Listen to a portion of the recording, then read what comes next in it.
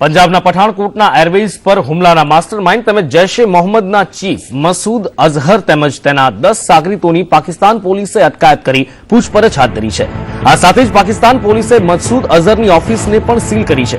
ભારતે આપેલા દબાણના પગલે પાકિસ્તાને આ કાર્યવાહી હાથ ધરી છે અને જૈશ-એ મોહમ્મદના આતંકવાદીઓની અટકાયત કરી તેમની પૂછપરછ હાથ ધરી છે। પાકિસ્તાન પોલીસે મસૂદ અઝહર, તેના ભાઈ અને તેના બનેવી સહિત 12 લોકોની અટકાયત કરીને પૂછપરછ હાથ ધરી છે।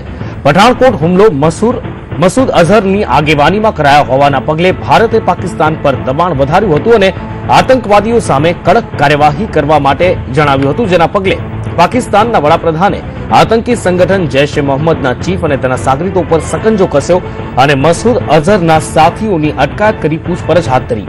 જોકે પાકિસ્તાને હજુ સુધી મસૂદ અઝહર કે તેના સાગરીતો વિરુદ્ધ કોઈ પણ એફઆઈઆર નોંધી નથી। માનવામાં આવી રહ્યું છે કે પાકિસ્તાન પોલીસ મોડી રાત સુધીમાં પૂછપરછ કર્યા બાદ તમામ લોકોને મુક્ત કરે તેવી સંભાવના છે, કારણ કે પાકિસ્તાનનો ઇતિહાસ આ વાતની સાબિતી પૂરે છે।